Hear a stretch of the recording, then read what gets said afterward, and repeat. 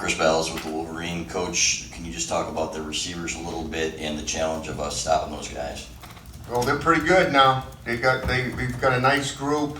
It sounds like Devontae Smith is back at practice, so that just enhances their ability to get down the field. Jerry Jeudy, obviously, Biletnikoff winner a year ago. Ruggs, Waddle, and Michi with some of the injuries that they've dealt with, has made a name for himself as a young guy as well. So we understand the challenge that's in front of us. We're confident in our ability.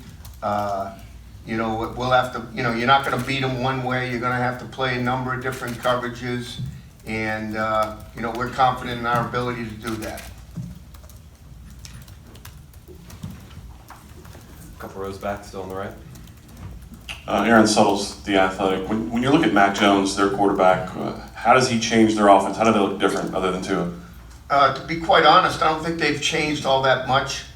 I think they've stayed systematically right on track to where they want to be. He does a great job of getting the ball out quick, which is obviously a trait for their offensive football team, as they want to get it out quick. So, I don't know if he's changed it all that much, but he's certainly been efficient and has certainly kept them playing at an elite level for sure. Stay on the right, a couple more rows back. Coach, Luis Torres with the Orlando Sentinel. Going back to their wide receivers, in terms of the amount of talent they have over the years, where do you think they kind of rank over the wide receivers you've kind of faced since you've been coaching college football? Boy, I would have to say top 3 to 5.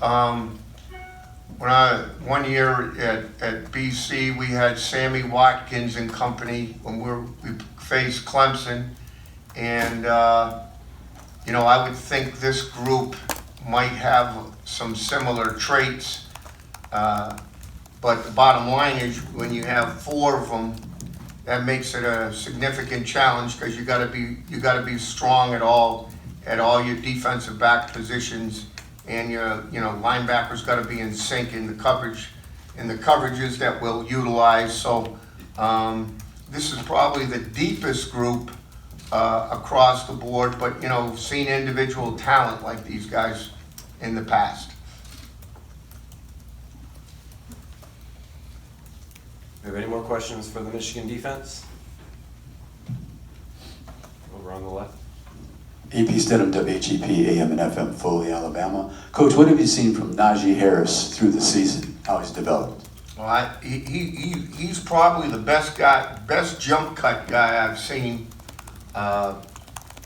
In meeting him when he was a senior in high school, to see his development physically, he's certainly taken his physicality to a different level.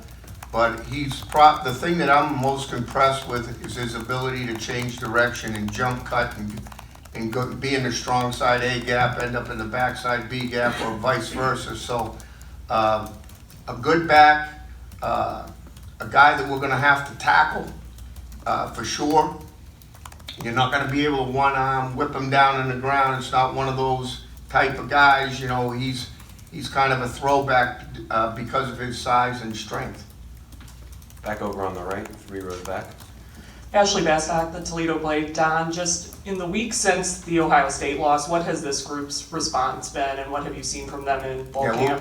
We've moved on from that. I mean, obviously, you can't let a significant loss like that linger. If you let it linger, then it's one loss leads to 2 losses, and I think our guys have done a good job of just putting that behind us and focusing on what's in front of us. We've got a great challenge coming up here next Wednesday, and that's why our 100% focus.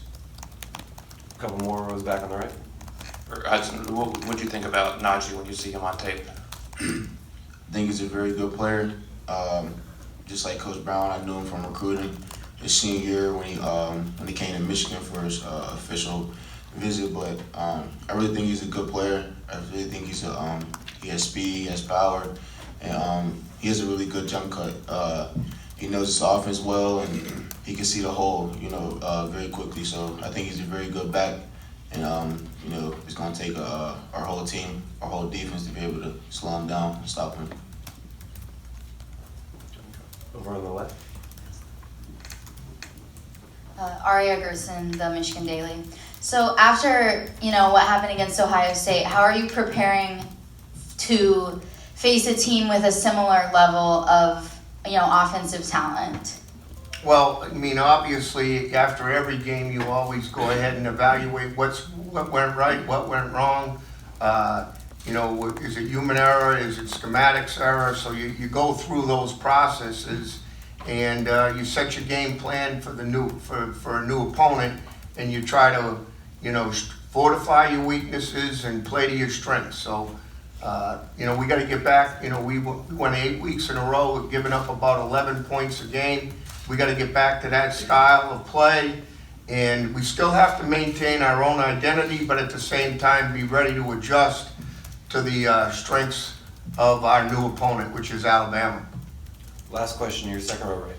Coach, who are some of the young guys in bowl practices that you have seen make a leap?